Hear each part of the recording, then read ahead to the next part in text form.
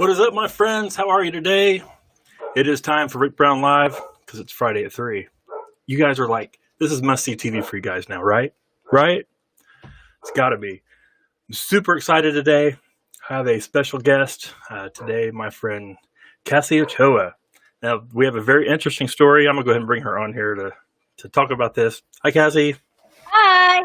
We were just talking about this a little bit before we just came live, that she lives in Texas, and I lived in Texas for a short time when I lived with my dad. And there's quite a bit of an age difference between us, but I was friends with one of her older sisters who were the same age. Who we will not name. Yeah, we will not name. And so there's this, and then when I kind of reconnected with her family, I kind of connected with her too, but she was real little when she knew me from before. So there's kind of this little weird dynamic. Yeah. But we are going to talk about, that's what we're going to talk about today, is siblings, sibling rivalry. I'm really excited about that. I'm sure we both have some fun stories here we're going to share. Definitely. So how are things in Texas today? Things are hot. That's just Texas. I mean, they're quiet. But yeah, I am in my house with my air conditioner down to 72. So That's too hot for me. I need it 60 something at a minimum. I think 75 is our limit. So really saying 72 probably just got me in trouble. But you know what? I'm alone and it's fine. I don't like to sweat, so I'm going to keep it at 72. But yeah. Cool. Well, as always, if you're watching, feel free to comment, join us. We'll have a pretty good time here. It's super hot, speaking of weather, in my studio always. And I have a fan that I usually turn on, but as soon as I go live, I turn it off because I don't want the noise. And then I just turned it off and I'm instantly hot. It's crazy. It's like, and I'm upstairs, and for some reason, like this corner of the house is like, it's like a sauna. I don't understand why it gets so hot here, but it's really weird. I can't. Trent, you haven't missed anything yet. You're on YouTube again. You must be at work. You can't watch Facebook while he's at work. So, siblings. How many siblings do you have? Let's share that with the world. So I have 3 siblings. I have my sister Julie, my sister Noelle, and my brother Aaron. And I came way, way, way later in life. My brother and I are 9 years apart. So my parents, they did that. So, so it was. This might be a perfect question. If you don't want to answer this, it's okay. So were you like a oops or like, hey, let's have another one? So my parents don't agree. So I don't know the answer to that. I just know my mom thought she had the flu. And then when they went to the doctor, she was pregnant. But they struggled to have kids for a long time. And so they, my parents, if you know my parents, and they are the sweetest people ever. They are. Your parents are wonderful. I love your mom and dad. Had prayed and prayed and prayed for kids. And so, Julie came, and then Noelle came, and then Aaron came, and then I came, and my dad was like, we just need to go and tell people to stop praying. Like, we have 4. We're good. If you ever went to Highland Meadows, you know that my dad stood up and told everybody that he was Abraham and that my mom was Sarah, and they're expecting another baby. So it's kind of, dad says no, mom says yes. So I don't know. It's kind of happened. I see. Well, I also have 3 siblings. I have a sister and 2 brothers, and my 2 brothers. I do. And the oldest brother and sister are both about 7 years younger than me, and then the other brother's, I think, 9, if I remember right. Yeah, listen, after a while you forget. Yeah, exactly. And there's a pretty good gap between all the. It's like the opposite. Like there's me, and then a gap, and then all them. Yeah, Whereas, it's reverse. yeah. Yeah, it's weird. So I have a weird question because I kind of have this theory. Okay. Your husband, where does he fall with his siblings? So, like normal people I say that, but he's the oldest of three. So it's him, and then it's his sister, and then his brother, and his the I think his sister is my age, and he's only 2 years older than me. I think there's a 5-year difference between him and the youngest. So not as drastic. Yeah. But I mean, they all kind of grew up together. I mean, I do have 4 siblings, but I technically grew up like a single, like an only child kind of, because they were all doing their own things by the time I was, in high school and things like that. So see, I have this theory because the same is true for my wife. She's the youngest of 3. So I just have this theory that I think like the older siblings and younger siblings make good partners. Yeah. Because you're kind of used to that dynamic. Mm-hmm. And, the person who's the older one is, used to being kind of the older one, and the person who's the younger one. And you kind of fall into that dynamic again as a couple. You really do. Yeah. And I mean, I tell Joey all the time, like, the way that both of us were raised is very similar. Of course, he's Hispanic, so he's, he has his Catholic beliefs and things like that. But when we first started, to meet and talk about family, we just kind of like, meshed together and connected and thought, you know what? I mean, I guess it is. That theory might actually be true. Yeah. What's adds a little twist to that is my wife is older than me. So, but even though I'm the oldest in my family and she's the youngest, she's still older than I am. But that dynamic still kind of works. I don't know. It's really weird. But yeah, almost everybody I know who is an older sibling who's married to a younger sibling have pretty rock solid marriages. Yeah, I do have to agree. And a lot of people I know who kind of bicker a lot and stuff, they're either both the oldest or both the youngest or some mix of that.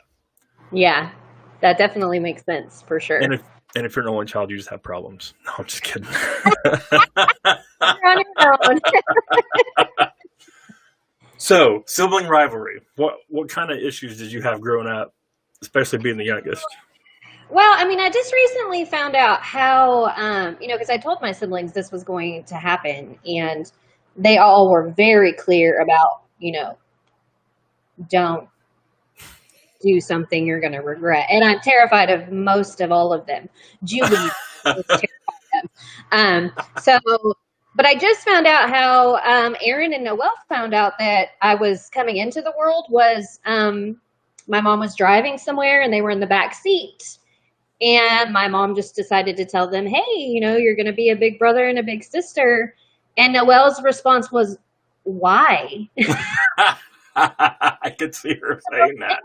I mean, I can't be upset about that because, I mean, you're 10. You're 10 years old, and then your mom just tells you, we have to do this all over again. And so my mom was like, you get to help with the diapers and, you get to help feed her. And my sister's response was like, what did I do? Like, why am I in trouble? Like, why do I have to do all of those things? And so, it's like, okay, well, your first reaction wasn't yay, but I understand because, it is a 10 to 9 year, difference. So it's shocking, but they have what they call BK time, which is before Kassie. About quite frequently. I mean, we will be driving around and something will like strike my mom's memory. And she'll say, oh, I remember something, something, something. And then my dad will say, oh, that's BK time. She wouldn't remember that. Or they talk about like an orchard they used to go to. And my mom's like, remember when we would go here? And I'm like, no, also not me. So it's just different things that you're like, yeah, I wasn't there. The most thing I know about BK time is all the pets that they had to get rid of. So they had a dog that they really, really loved. I don't even remember its name. And my dad said, huh? Why'd they have to get rid of it? Because they were bringing another baby into the world, I guess. There just wasn't room for both of us. And if the siblings had to choose, they would have chosen the dog 100%. But, you know, I was already on the way, so they had to get rid of the dog. But, you know, yeah, they enjoy so much of the, and I said torture. That is a very strong word, so I will not use torture. I will use teased. And the fact that I'm very naive, I guess, and I'm just very gullible. Are you still? Yeah. A lot of the times that they got me is because I wasn't paying attention to either what they were saying or I just didn't know. Well, I'll tell you a story since you know Connie. I don't know if you know my cousin Tony Beach. I do. Okay. Well, for a while when I lived there, him and his mom lived with us as well. And one day, Connie used to sell insurance, and she got a company car when she did. And one time she brought home a new company car. And now Tony and I don't know anything about cars. I mean, but we said, well, hey, you got a new car. We'll go out and check it out. So we're walking out and we're looking at that. And so we decide we go back inside and we say, hey, your car looks nice, but you're a little low on turn signal fluid. And she's like, what? I've never heard of that. I was like, oh, yeah. I was like, for some reason, they're just not very bright. We just think you just need to fill it up, but you can get that at any auto parts store. You'll be fine. It's like, oh, I better go take care of that. So she actually drove down to like a, auto parts store kind of thing, like AutoZone or Pep Boys or whatever it was. And oh my gosh, was she mad when she got home. They told me there was no such thing. And she was bad. It was great. It was hilarious. Yeah, but see, those things, so you know what? Sorry, not supposed to say their names. My sisters didn't really, they would just, I don't know how to explain it. Aaron was, I keep saying their names. Okay, I'm sorry. That's okay. We introduced him at the beginning, too, and I almost said something, but I was like, well, she just said it, so we'll just let it go. But yeah, he would do more of the tricking, and usually in front of people. So it would be more of like a, no, Shannon, you cannot. Shannon's watching too. Shannon's also another friend from Texas. Yes. During my time there. Yeah. I love Shannon. So two things. One, Aaron, my most favorite story, and they do become my favorite. At the time that they're happening, not my favorite. And so Aaron took me to Bennigan's one time. I think that's gone now, I think. Yeah. And so I ordered, cheesecake for dessert. And it was just him and I. We just hung out one night. And the plate was delivered with 2 forks. So I thought, okay, well, that's odd because I had ordered it. He didn't. Why did it have 2 forks? Right. And our waiter was very Irish. So Finnegan's Irish, very Irish. Right. So Aaron decides to say, well, you have to, it's their tradition to eat it with 2 forks. And I'm like, whose tradition? And he's like, our waiter's tradition. He's Irish. And I'm like, oh. So lo and behold, the Irish waiter is like, yes. And wherever I come from, you have to eat it with 2 forks. So he's very adamant about it. And the last thing I want to do is, hurt someone's feelings. You don't want to offend this Irish waiter. I don't want to offend this person. And so I pick up both forks, just one in each hand, and just take one bite and then take another bite. And Aaron's like, oh, I just want to capture this moment. Let me take a picture. Oh, no. I literally have 2 forks. I'm just smiling, here's my 2 forks and here's my cheesecake. They both wait until I'm done with the entire cheesecake to tell me, that's not a thing. And then, of course, devastation hits my face. And I'm like, we have to get out of here. We have to get out of here right now. And so we got out of there, but gosh, I mean, he's my older brother. You're supposed to trust your older brother. Right. But Aaron has this personality that just people flock to. So like this waiter knew Aaron was tricking me and he just hopped right in. And I'm like, well, that's not nice. Like, no. That's hilarious. Yeah. He's hilarious. I'll try not to use names since you have different family. At this point. But your brother and your youngest older sister, we were both in drama together at the church at Highland Meadows. And that makes so it very dramatic. Very. But with your brother, I guess I got to say his name for this to make sense, but it's fine. Almost every time I saw him, I would grab his arm and start running. And I'd say, come on, I got to go run there. And that was always my joke with him. It just makes me so happy, though, that people listen to them because I could never think of anything to do. Well, and actually, when I think I friended him on Facebook, and when I first did, I think he was like, I don't know who you are. And then I sent him a message. I said, hey, you're here. Now I can go run errand. And he's like, oh, yeah, now I know who you are. He's like, oh, it's you again. It's that guy. Yeah. We had really good time with that stuff. Yeah, and I think Highland Meadows really brought us all together, too. Yeah. And so, when you say sibling rivalry, we almost mean, like, everyone we grew up with at church. I mean, there's a big age difference between me and a lot of the people who went there, but, I mean, it's always first cornerstone of where we were. Shannon that's on here was kind of like a big brother to me when I was out there because, like, we always play football and stuff, like on Saturdays, him and Jonathan. Yeah. And I don't know who Tony played. My other cousin Steve would play when he was there.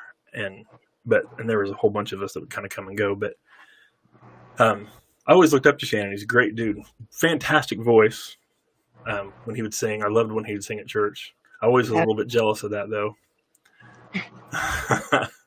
Like, I want to sing like Shannon. Yeah. But yeah, there were so many great people there. I was like Daryl White playing drums. I played drums too, and I like total every time we'd have worship. I was like focused on what he was doing. Yeah. Great dude. You're welcome, Shannon. He said thanks.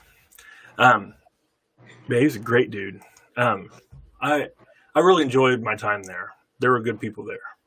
Yeah, and it just, and I think once people just grow up and move into their other places, for us, I mean, for me, it's what I searched for, when it was no longer there. And, when Pastor Bill, oh my gosh, loved that man so much. Oh, me too. When he passed, I mean, or got sick, it's just, it wasn't in, the same pastor that you would go to. And you just have those memories. And then when you go and visit new churches, you're like, it's just not the same. Yeah. And I say all the time, like, we need to get a Highland Meadows reunion going. And, that'd be awesome. Yeah. I have a good Pastor Bill story too.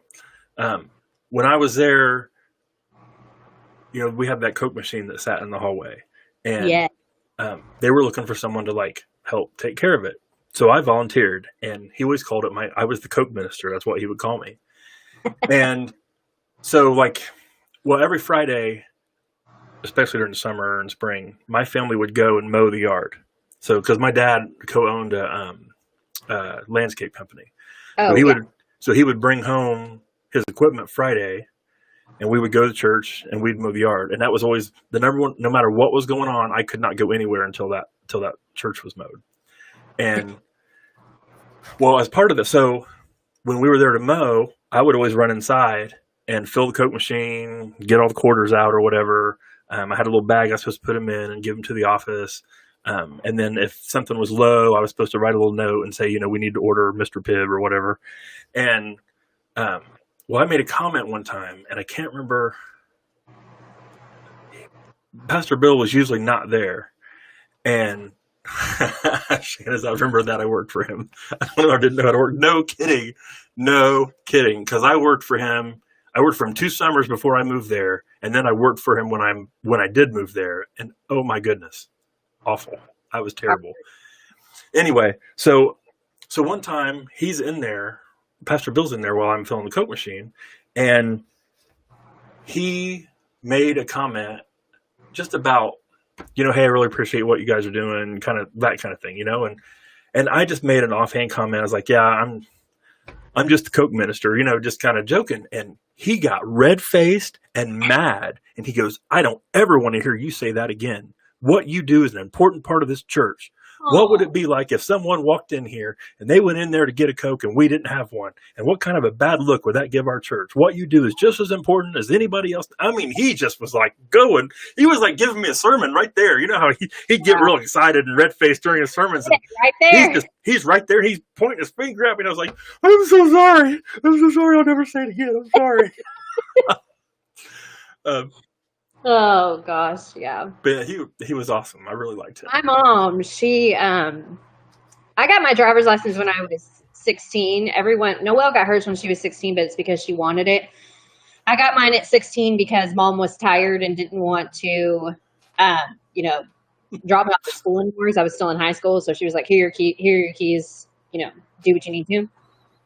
And when I got my first car, she was like, we're going to go to the church and we're going to have, Pastor Bill pray over you in your car. And I was like, okay, like it doesn't make any sense to me, but I was also a teenager who didn't know anything. And so we go and my mom rats me out and she's like, Kassie really she thinks it's embarrassing that I'm having you pray over her in your car. And he was like, no, it's fine. It's fine. So we go outside. And he walks over to my car and he kneels down. So he's like on his knees with his hands on the hood. And he's like, do you mean embarrassing like this? And I'm like, Dad, what are you doing? I'm like, please get up. That's fantastic. So he prayed and gosh, it was a good prayer. I was very grateful for that. I never had any tickets or anything until, I was older. And now, when we get new vehicles, like whoever our pastor is at that time, I make them pray for our vehicle because, I just want safety for our family. Yeah. But I always thought it was hilarious that he was like, oh no, I would never embarrass you. And then I'm like, get off the ground. That's hilarious. I can see that. I can so see that. Yeah, he was so good. And that's one thing he counseled every single one of us in our family. Like he's very special to us. Connie and I used to go, he would open the church up real early in the morning and you could go in and pray and he'd be in there praying. And yeah, those were always some really intense times and really, really good. I mean, that man knew how to pray. He sure did. Like you wouldn't believe. Yeah. He would make you believe for sure. Yeah. Oh yeah. I would love to see him preach and he would just like I keep saying this, his face would just get so red and he would be so into it. He would, but it would just be so natural. Yeah, and it was all from the heart. It was all from the heart. Oh, and yeah. He even would make jokes about his own children because Wendy would do worship, and when she was pregnant with Madison, her last baby, he would make jokes like, she's coming around again, or she won't be around much longer. I was talking about how she's big and round, and and I was like, yes, that is what we do. For sure.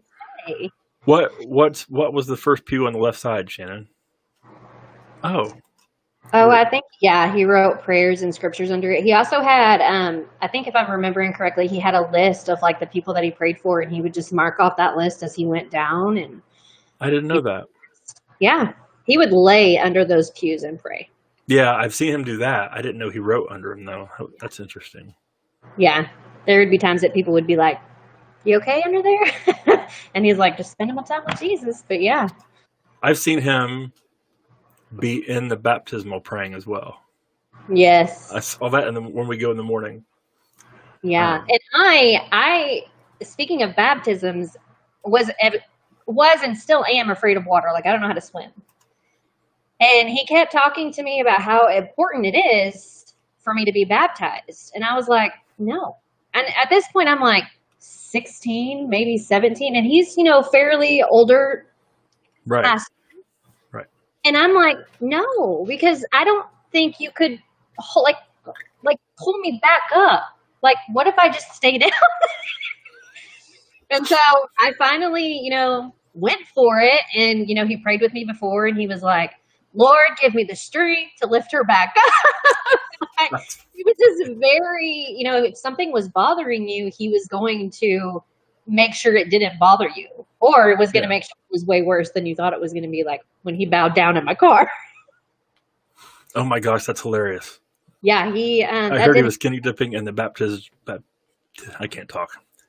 Sister Russell came in. I remember Sister Russell came in until she left. That's hilarious.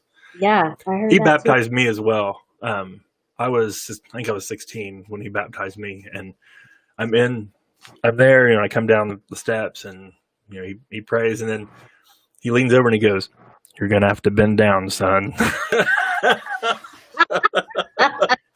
It was great because he was like 5'5" or he was real short. I don't know how short he was, but he was really short.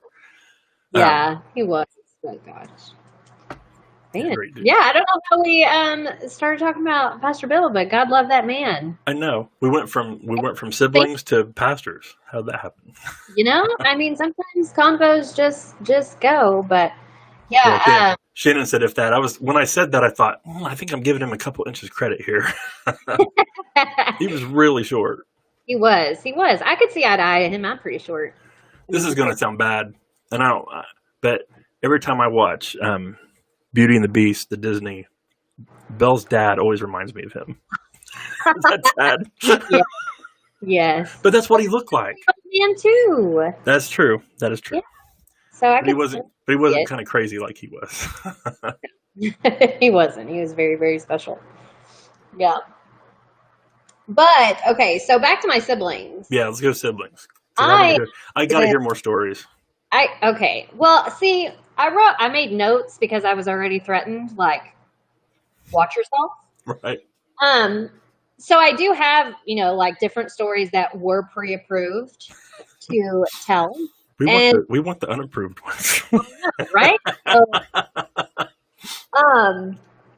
So I'll just start oldest to youngest. Okay. And I'll, tell them all. That's how this will work. Go for it. So Julie was always gone before. not like gone. I know. When I was growing up, because she's the oldest. It's just killing me how bad you're doing at not saying their names. Did I say her name? Oh my gosh, I'm so sorry. Okay, so I don't think it matters anymore. I think everybody has their names down. So she would come. Like, she had a tendency to buy puppies all the time. Okay. Kids. And one time she came to my house and she was like, hey, do you want to go get a snow cone? I was probably 10, 11 maybe. She's like, let's go get a snow cone. It'll be super fast, no big deal. And I'm like, yeah, sure. Snow cones, I love them. So I get in the car and her puppies are in the back seat. So I'm like, oh, well, what are your puppies doing in the back seat? That's weird. And she was like, oh, no reason. So she drives down the street and she turns the opposite direction of the snow cone place. So I'm like, you're not going the right way. And she's like, yes, I am. And she's very stern, very older sister. I won't say her name. And so she turns down this really dark road. So I'm starting to get super scared because she terrifies me. She's my older sister. She, is scary sometimes. And now we're driving down this really dark road very slowly. So I'm in the back seat with the puppies and she tells me to open the door and to just tell the puppies to go. And I'm devastated because she's dropping these puppies off on the side of the road. And I'm like, I don't want to do that. So I did that. Lord forgive us. And she took me back home.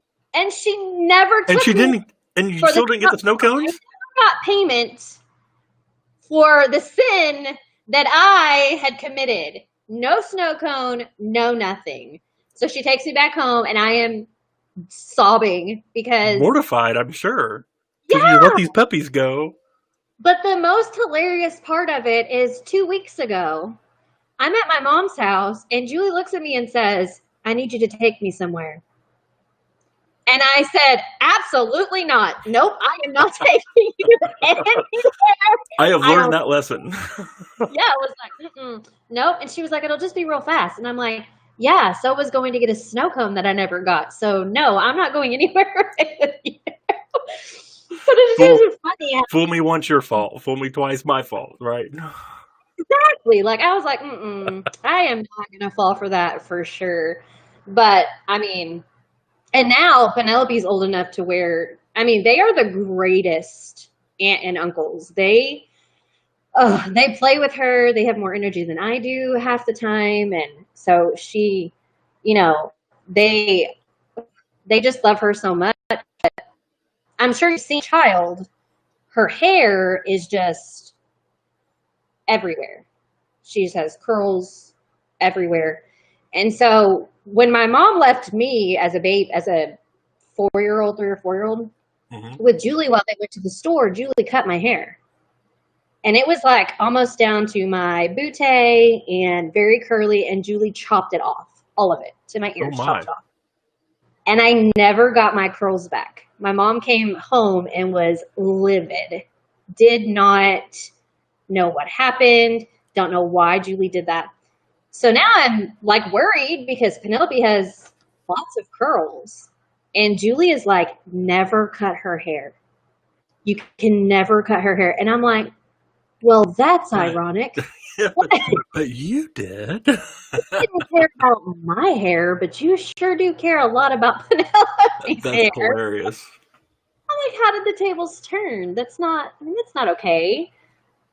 But yeah, but if that woman has taught me anything, it's, how to be so strong. She's, the strongest person I know through every hardship she's dealt with. She's just, she's my big sister, and she'll always be there. If somebody talking bad about me, she'll take you on a ride for a snow cone, and you won't get one. That's for sure. You won't get one. She'll leave you out in the field somewhere. She will leave you out in the field, which is what I thought was happening to me, but it didn't. It didn't happen. But yeah, she's a good sister and a good mama, and I don't get to see her as often. So, of your siblings, she's probably the one that I know the least, but still pretty well. And I always thought she was really sweet, and I always really liked her. Yeah, but I didn't know the puppy story. That might have made me change my. Yeah, I had to get permission to say that because I thought, is there like a law against that? Yeah. But I just surely there's a statute of limitations. Even if there is. Yeah, and now I never go after that. I never went anywhere with her because I'm like, either my hair is going to get cut or I'm abandoning puppies. Nothing good comes from a trip. So. But she was older in a way, and when I was growing up, she had her 2 kids, and so they were more like, brothers and sisters to me a little bit because they were around. My niece and nephew, but gosh, they're so old right now that I feel ancient. So we won't tell you how old because then you'll know how old I am. But she did that.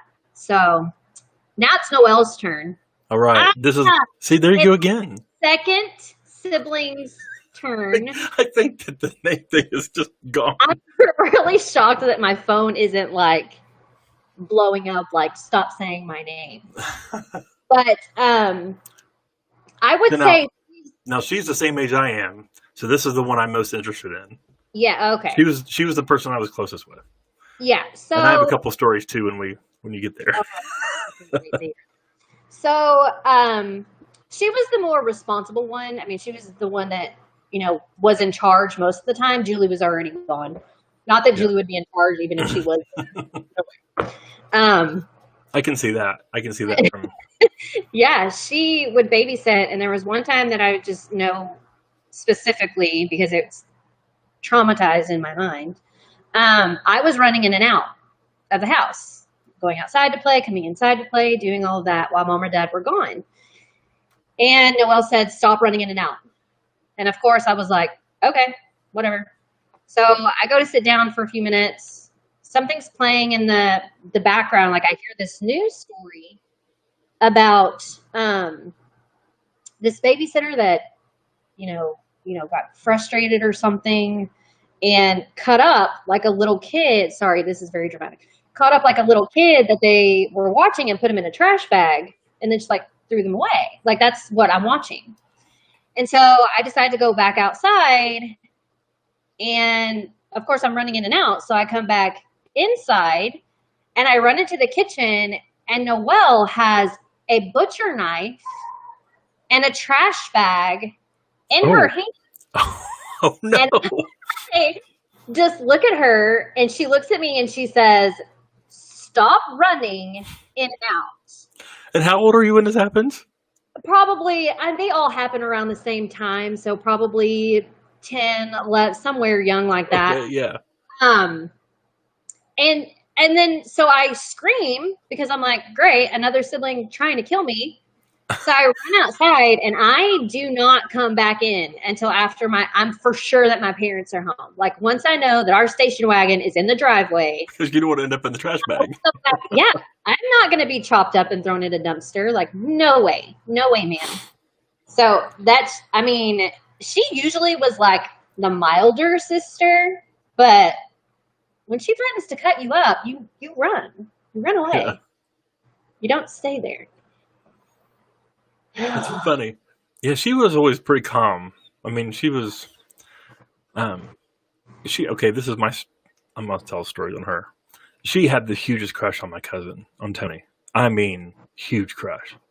Oh, really? And I kind of liked her. Well, I didn't kind of like her. I really liked her. So. Oh, you drama. Tell me more. So I finally convinced her to go out with me. We went out on one date, and she talked about Tony the entire freaking time. I mean, the entire time. Like, I remember, we pulled up at your house, like when the date was over, and in my head, I'm kind of like, do I try to kiss her goodnight? Do I not? You know what I mean? Because we're still kind of that young. I don't know. We're whatever. And then she's like, I wonder what Tony's doing right now. I'm like, okay, I'm going home. See ya. Oh, man. She totally broke my heart. What days? We joke about it now. When I was, am I allowed to say where she lives? Maybe I shouldn't. I won't say where she lives. I mean, she lives out of state. Right. She lives out of state. But I was there several years ago because my dad was there in the hospital. And I went to be with my dad, and her and I went out to lunch while I was out there. And I was sharing some of the stories, and I brought that up. And she's like, that didn't happen. No, I didn't do that. I'm like, yes, you did. Like, yeah, no, it happened. She's like, I feel so bad. And I'm like, too late now. No. You're like, oh, I couldn't wait to tell you the story. Yeah, I know. She was definitely the milder one. We would have sissy days. Because there's a 10 years difference between us. Right. I probably shouldn't say that. But she would, like, come get me out of school. I don't know if my mom knew. Sorry, Mom, if you're watching. She would come pick me up early just to, like, take me to the park or take me to go play. She took me to Medieval Times one time. I got knighted by all the cool. Knights. Yeah. Like, she meant a lot to me growing up. And then she moved away. And when she moved away, it was hard. It was very hard. And she, didn't come around as often. Traveling is expensive. And I always knew when I met Joey, she came for the wedding. She came for all of that stuff. And I already knew, if we ever have a child, my sister would be a part of that need. And lo and behold, we tried for 8 years, never had a kid, stopped trying, and lo and behold, Penelope came up. But yeah, her name's Penelope Noelle, and cool. I'm, honored to give my sister, Penelope that name. And now she comes, as often as she can, and she's the best babysitter because I can be like, both of y'all go outside, just go do something. And just leave the trash bags alone, though. Yeah, Penelope calls. Yes, no trash bag. No trash bag. See, that's the thing. They want to kill me, but not. Yeah. Yeah, not the aunt. Not the niece. Right. But she just, she's just so special. No, Penelope calls her Aunt Potato because the only thing they ever do is like Noelle will call Penelope a bag of potatoes and then just throw her over her shoulder and run around. And that's so cute. every time Penelope sees her, she says, Tato, Tato, Tato. And then Noelle's exhausted and doesn't want Tato anymore, but Penelope does. So right. Fight on who's going to win. But yeah, no, my sister, she's, very special to me. And they're all special to me, but she, we spend a lot of time together, and now we spend a lot of time together, talking and praying about, our opportunities that are coming up, and, our marriages and our kids and, things like that. And just, I always thought she was just such an awesome person. I mean, she's so sweet and just kind, and I always had a pretty special place in my heart for her. She's just such a great person. She's a good girl. Definitely. Yeah. Yep. I don't know if I have any more stories about her. Let me see. No, that's it. All the rest of them are, there is a story two stories actually that they tell collectively where they all decided that they would come together. And so I don't have any living grandparents. Like, they're all gone because my parents are a lot older. Their parents were much, much older, and they're all gone. So when I was born, my mom's mom was very sick, and she lived in okay, I don't know where my grandma lived. Sorry. But one of her last wishes was to hold her last grandchild, which by this point we were praying to Jesus that it was me, that I was the last grandchild and there would be no more. Right. So they took me to go and visit her. It was about, I don't know if I was 6 weeks or 6 months. It was 6 something. And my grandmother got to hold me for a little while. And then, of course, later in the day, she had passed. So when I was old enough to understand, they all convinced me that I had killed her. Oh, no. Because, she held me and then she died. And so I have 3. What an awful thing to tell a young child. Oh, my goodness. You killed our grandma. When I tell you this happened to me, I'm not kidding. They told me that I killed her, and it's 3 against 1, obviously. And so I think the torture word might apply to this. That's pretty bad. It was mental torture. Yeah. And so for a longest time, I thought, okay, well, and then of course my sweet mom is like, no, like, you put her to rest. And I'm like, that's not any better. Like, that still means I killed her. Wow. But my mom tried to convince me, like, you made her happy. You fulfilled her last, hope on earth. And then my siblings are just like, you killed our grandmother. And I'm like, wow. That's pretty mean. I mean, we can laugh about it now because I'm old enough to know that I didn't kill her. Right. But when you're little, you're like, oh, I committed murder. You don't know what murder you just committed. It's very hard. Right. They would tell me that, and then Dad was in the military in the Air Force. And, of course, by the time I know who my dad is, he's older. Right. They showed me a picture one time of him in his Air Force hat, which is a lot similar to a mailman's hat back then. So I was convinced that my dad was the mailman. I didn't know that the picture I was looking at was my father because he looked so much different. And for that to be bad enough, for you to say, oh yeah, your dad's the mailman.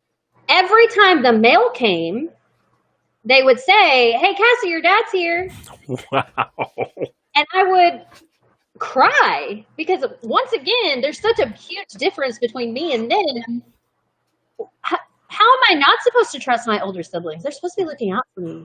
Right. So, I killed my grandma. My dad's a mailman. Every time the mail came, they wanted to tell me about it. Like, they're the worst. They were the worst. But yeah, they would convince me of all the things. But it wasn't also just against me. They would like go against each other too. Like Julie convinced Aaron that that bubbles were Pepsi. And so he drank it. Oh, like bubbles. You blow bubbles. I didn't know what you meant there. Yeah. Ooh. She was like, no, it tastes just like Pepsi. Like, you should drink it. So he drank it. And then he was like, that doesn't taste like Pepsi. And so she said, oh, you have to drink it again. Oh my gosh. And he drank it a second time. And I'm like, who's going to tell her to stop? And who's going to tell him to stop drinking the bubbles? Yeah. So, I mean, it was an equal amount of them torturing each other. It's just new blood came in 9 years later, you know, and there's So what about Aaron? You told stories about your sisters. Oh my gosh, Aaron. Okay.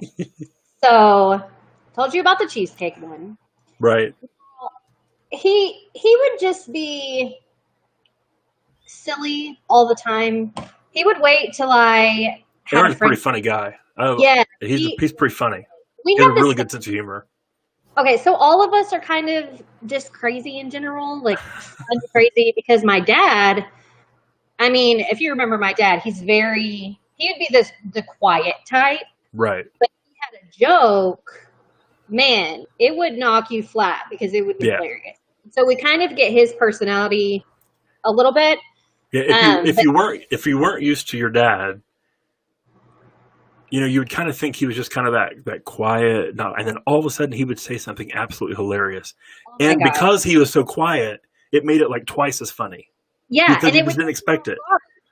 Yes. One of my first times I was over at your house, I remember that about him because he hardly said a word. And I can't remember what was going on. There was a bunch of people there. I know my whole family was there and he hardly said a word. And then all of a sudden, I don't remember what it was he said, but there was like this little pause. And then everybody just breaks out laughing. It was so funny.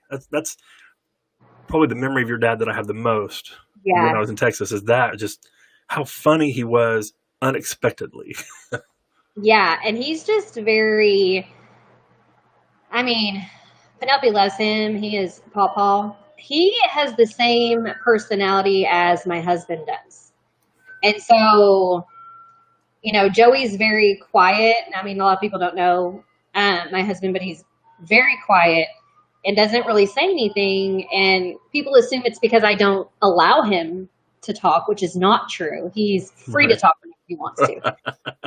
But when he does choose to speak, it's him being hilarious. And I'm funny. I just want to lock both of them in a room and just see what happens. But I've done that before. I haven't locked them in a room before, but I've put them together before, and they've just not spoken.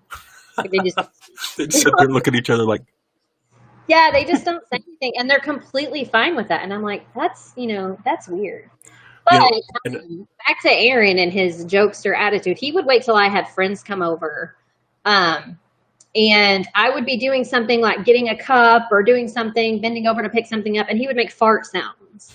So like every time he'd be like, and of course my friends are like, ew.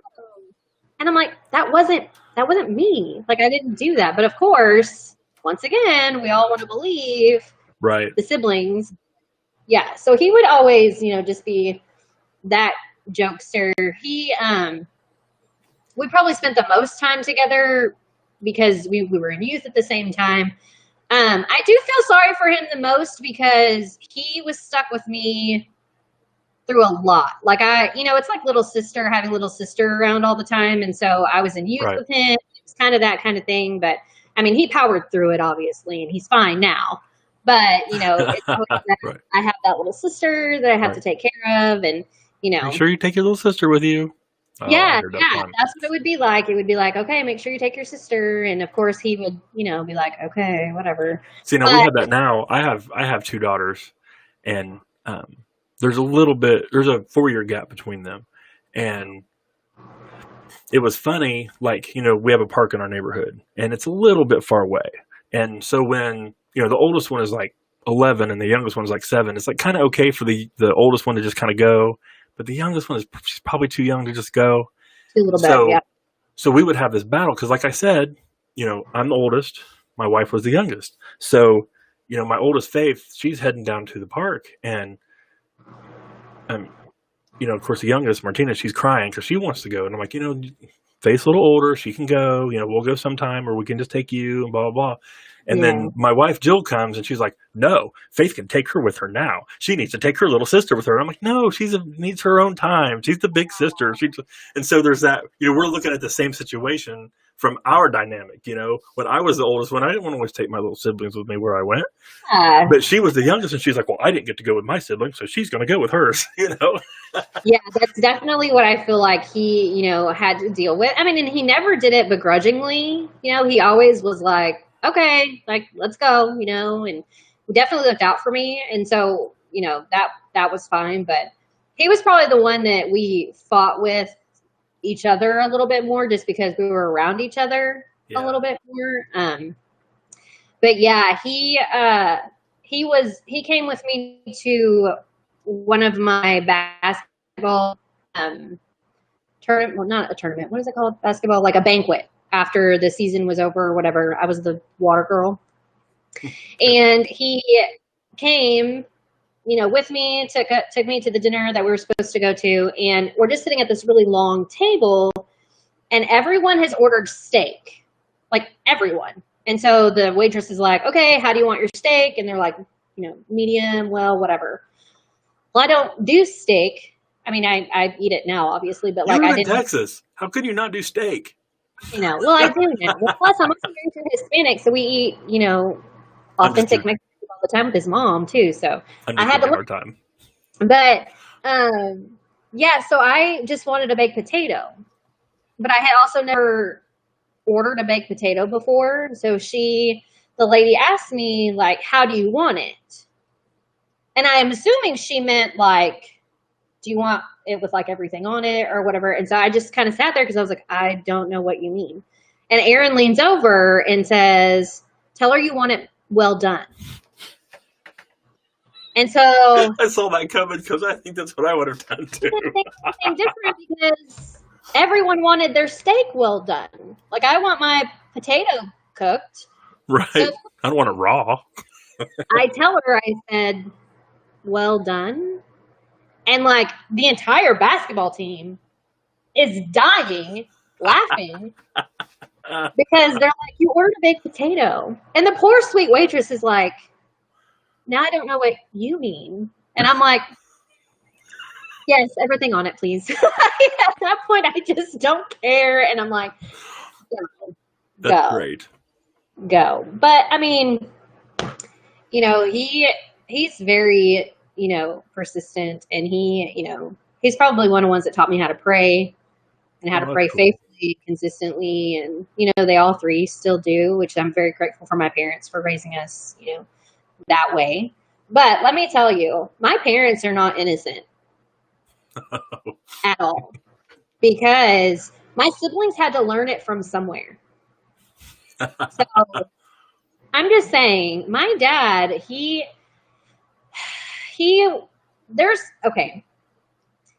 so he's very specific about how to take care of your home, because back when he's not ancient, guys, although he did turn 79, I think.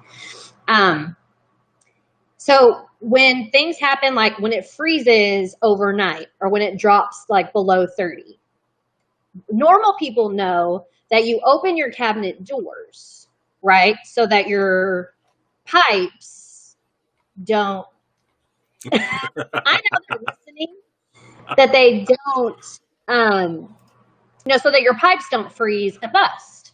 Okay. Right. So that's a thing. Well, I didn't know that was a thing. I only saw Dad always opening the cabinet doors when it got cold outside. And so I was like, why, Dad, why is that a thing? And he would tell me, oh, so they don't freeze shut. So I don't get it. And so he was like, you open them, cabinet door don't freeze shut. So you want to open them while it's cold. And so for the longest time, every time he said, hey, it's going to be below 30 tonight, I would go through all the entire house, and I would open every cabinet door, because that's what I thought I was supposed to do. Yeah. So then, of course, that's great. I eventually figure out that I'm just being ridiculous, like normal. But then I move into my own house, of course, and he will call me all the time. And he would say, "Do you have your cabinet doors open?" And for the longest time, I would be like, "Yes, yes, I do. Yes, I do." And then, of course, I explained it to Joey, like, you have to have your cabinet doors open. And my husband is the one that's like, what are you talking about?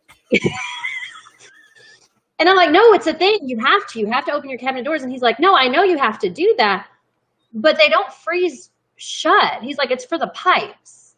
And I'm like, wow, I'm 24 and living in my own house with my husband and just now realizing that's not why you open the cabinet doors. So, like that's I said, parents are not innocent. They definitely, impacted what my siblings did to me. But I used to take my youngest daughter, Martina, to school every day.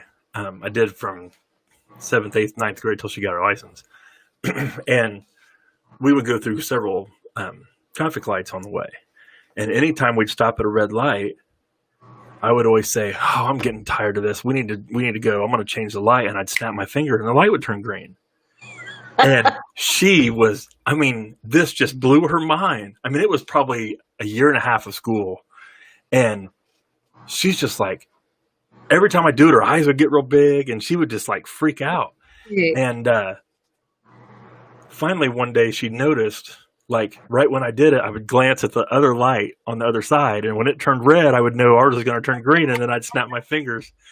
And, oh my goodness, you should just think, she's like, "I cannot believe I fell for that long." I'm not going to lie. You were saying that and I was like, how did he know that the light changed? Yeah, I would watch that. It only works. It doesn't work if there's like a left turn light or whatever, because you never know when they're going to go or whatever.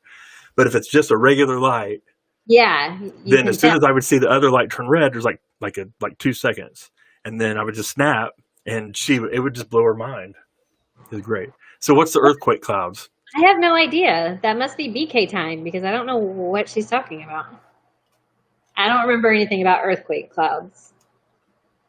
I remember one time that she, who will not be named, went with my dad one time because my dad loves trees. Like if you remember our backyard, it's just full of, trees, and my dad's yard is his baby. He loves probably more than his children. Just kidding, not true. But she, of course, I hear all the stories that they do, like the one about bubbles. But they always talk about a story where my dad took Noelle took her with him. Well, I think she's outed herself. She's commented. So that's true. So she only has herself to blame now. They went to Sorry, I'm on Cassie's side right now. She's the one on my show. Yeah, come on. I am not y'all. But yeah, my dad took her to a nursery one time to pick out a tree. And the guy was like, "Yeah, this is a great tree. There's a lot of history behind, this tree." And we're just, talking to Dad about it. And Noelle walked over to the tree and like looked behind it and was like, "I don't see any history behind this tree." And of course, my dad's like, "I don't have any children that lived like I just did." But, to this day, they crack me up still. And don't get me wrong, they still get me sometimes. Yeah, I wouldn't. She asked if she could join and I said no. So Oh, I didn't know that. Too I would have bad. sent you a link too. Maybe next time. But then I wouldn't have been able to tell my story about her that I told. So that is true. You would Yeah, not have told that. she must not have been watching then. Because They're actually going to pick up my kids, so they're going to keep her for a little while today. So yay, Grandma and Grandpa. Oh, yay. Yeah, they gosh, my mom watched Penelope till she was she was almost 1. My mom did every day while I went to work. The mailman is not my dad. See? This is what I told you. I told you. They still do that. That is great. But yeah, they would watch her every day, and now they don't. She goes to daycare now. But every time I get in the car, put her in her seatbelt, she says, "Papa?" And I'm like, no, not going to Pawpaw today. Aw. The last couple of days, they've picked her up from school, and she has been super excited. And, and then I always hear from my mom, you got to have another one. Got to have another one before I get too old to take care of it. And I'm like, I don't know. I don't know. So that's kind of what sparked this, right? Yeah. So I get the question daily on, when are we having another one? And I see the pros and I see the cons. I mean, I guess there's not really that many cons, but I mean, Penelope is very independent. And she goes to daycare and plays with friends and stuff. So when she's home and doesn't have that person here, it's either me or Joe. Right. So she's like, Mir, and wants us to go and sit with her while she's playing, like just watch. And I'm like, yeah, you need a sibling. Right. Someone to play with, and the longer I wait, the longer that age span gets because she's 2. Right. So, not that I will be having babies at 40. That's not a thing. I've seen that with my mother, but I mean, people do. I already don't have the energy with my 2.5-year-old right now. And so I don't know how I would be able to do it, but we had talked about that at one point, having a third, or trying for a third. But I kind of felt like what you just said, I was getting close when we were talking about it, I was getting close to 40 and I'm like, I don't think I want to do that. So now my youngest is 18. She's getting ready to go off to college. So we're about to be empty nesters. And get a dog. We have a dog. Oh, get another one. But we actually talked about that too.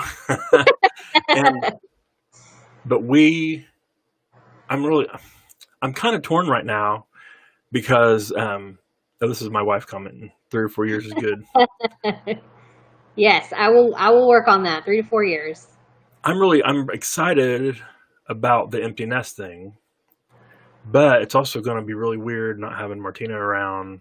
And I mean, Martina's my little buddy, and we do everything together. And like, for the last few weeks since things have been open again, we've been going to the gym together, and it's scary, but we like think a lot alike, and we kind of like we'll say the same things at the same time a lot, like so much it's scary. And so I'm going to miss her a lot. So it's kind of a bittersweet thing. I'm kind of excited about the empty nest thing, but it's like I wish I could do that, but her still not go somehow. And I know doesn't work, but yeah. I mean, you'll still have the same relationship. It just changes. I remember, I probably would embarrass my husband and my mom if I said that. But a week after we got married, my mom would call on the regular and say, "Are you okay? Is everything good? Do you need to come home? Do you like the doors open? Anytime you need to?" Do you change your mind? I'm like, "No, I'm good. Like everything's fine. I'm good." But I mean, and that's the thing with the youngest too. I mean, I'm about to be the only one that's the closest geographically to my parents.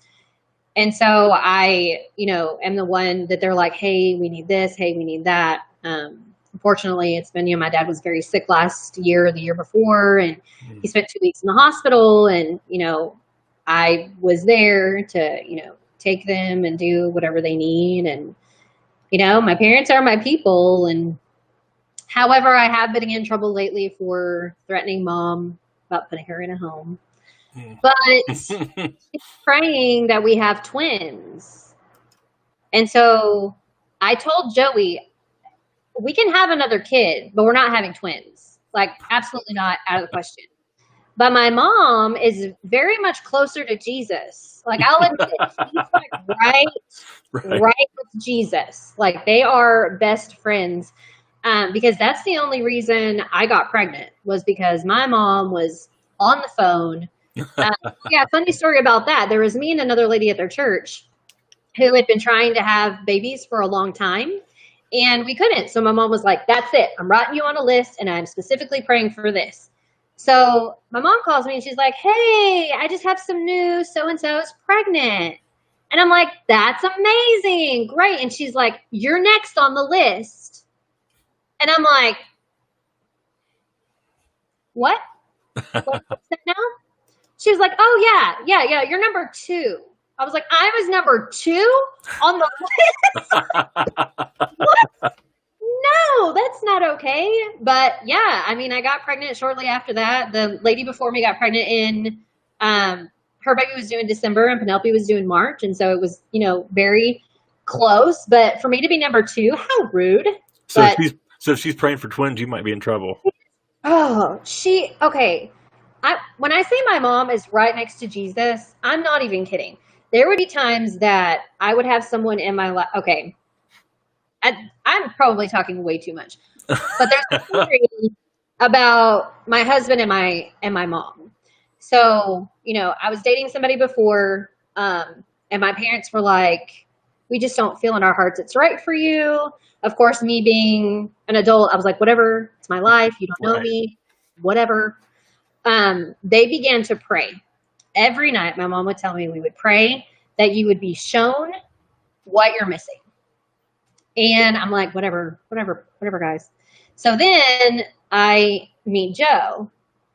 And it's weird because I'm like, he's like, we're not even dating. And he's like paying for meals and we're hanging out and he's laughing and it's just really nice. And so I start getting to where I'm like, I'm not eating, I'm not sleeping, because now I'm like, what do I do? I'm having feelings for this guy, but I'm dating this guy. And, so I sit down and my mom and dad realize, like, what's wrong with you? They're like, something is wrong and we need to know. And so I tell them, I said, I'm really feel like I'm having feelings for this guy, but I'm, in a relationship with someone else. And my mom was like, we know. She was like, we know what you're supposed to do. Because they'd already met Joe because he had dropped me off one time from like going out to eat. And they were like, we know. Like he is supposed to be here. And so knowing that, it kind of was like, oh, my parents are seeking out for me and praying for me. And here God has sent this person, that really shows me, how I'm supposed to be treated. And the down part of that is every time Joey and I get in an argument, he's like, I'm a godsend. Your mom prayed for me. And I'm like, yes, you're right. You're supposed to be here. But, my parents prayed for that. And then when we got married, Joey had a boss that he just didn't like. And he would ask me, he would say, could you call your mom? Can you call your mom and see if she can just get this guy to like go away? Like she's prayed away neighbors. She's prayed away bad leadership and jobs and everything. And so Joey's convinced, I got pregnant because she prayed. And so he's convinced, like, if mom's praying for twins, like, it's going to happen. And so we went out to go visit her or to go celebrate her birthday. And she asked Joey, do you want 2 boys? Do you want a boy and a girl? Wow. And I was like, specific. I was like, I will put you in a home. Get pregnant with twins. I will put you in a home. And then, of course, my dad, Joey's like, I would never let her do that. That's hilarious. Not okay. But yeah, I'm grateful because my parents have, they've looked out for every single one of their children. And I know without a shadow of a doubt, they still pray for us daily. Sometimes it'll be, dear Lord, please take them somewhere else. Right. But it's still a prayer. And they're still looking out for us. You were talking about how your husband is a lot like your dad. My oldest is 22, and she lives in Missouri. And she's got a boyfriend she's had for like 3 years now, I think. And the first time we met him, we had gone down to visit for Christmas, and we're all having dinner, and Martina is there, and we're all there, and well, Faith, my oldest, is going on and on about this guy and telling what he does, and he's in IT, which I'm in IT, and talks about how he tells these corny jokes, which I tell corny jokes, and just on and on and on about this guy, and then all of a sudden Martina goes, well, they do say you marry your dad. and Faith, like her eyes get real big, and she looks at me, and she looks at him, and she looks at me, and she looks at him, and she goes, oh no, what have I done? It was great. It's true. They're very, like, Joey and my dad are very soft spoken.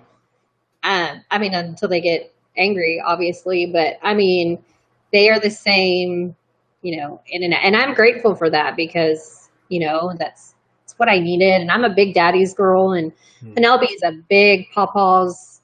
I mean, she tattles now. So if Noelle does something or Grandma does something, she'll cry and she'll run to Papa and she'll just point and say, blah, blah, blah, blah, blah, blah, did it.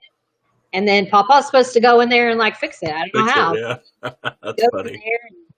She screams at bugs and says, Papa! And he's supposed to go kill a bug. And, I feel like it's just a testament of, them looking out for us and, raising us. And I've always loved your parents. They're so sweet. They're great people. Good people. And they're just adorable. They are. And my mom, she likes to pretend that she's not silly, but she is. There'd be times that we would be walking in the mall and she'd hear music playing and she'd just start dancing and we would be like, what are you doing? I'm like, don't do that. And of course, Aaron and Noelle, they would be acting silly in Walmart, and my mom would say, "Stop that." She would say, "Sit down," and then they would sit down, and then she would say, "No, stand up. What are you doing? Don't sit down." They were they ended up not being able to go to the store with her for a while, but that's funny. She was there, and my dad, he'll answer. When I was in high school, I would have, I didn't have too many friends, but the ones that I did that called, my dad would answer the phone as Johnson Retirement Village. We were all in bed by 8:30. It was just me at home by that time. And my dad still worked. And so he went to bed super early, which caused me to go to bed super early. And now I'm 34 and still go to bed super early. That's okay. But yeah, of course, everything is all in good spirits. And I do wish that we could all get together, more than we do. But, life changes and people are in different places. And right. So. Well, we've gone way over what I've told you the time would be that we did this. But I also told you that was a very big possibility because every week I've said, this will probably be about 30 minutes, and we've gone over an hour every time except once, and I think that time was 57 minutes or something like that. So right on the edge. But this was fun. I loved having you on. This is great, and hopefully we got under your sibling skin a little bit, especially Noelle's. About 20 times. This was really fun, and I'm really glad that you wanted to do this. I think it ended up really well. I will be a recurring guest. As long as people actually enjoy us. Yeah, I would love to have you on again. Yeah. That would be awesome. Next week, I have Ricky Bowerstock on. We're going to talk something about sports. We haven't nailed down what we've talked about. Probably something to do with college football, I would think, because we're both into that.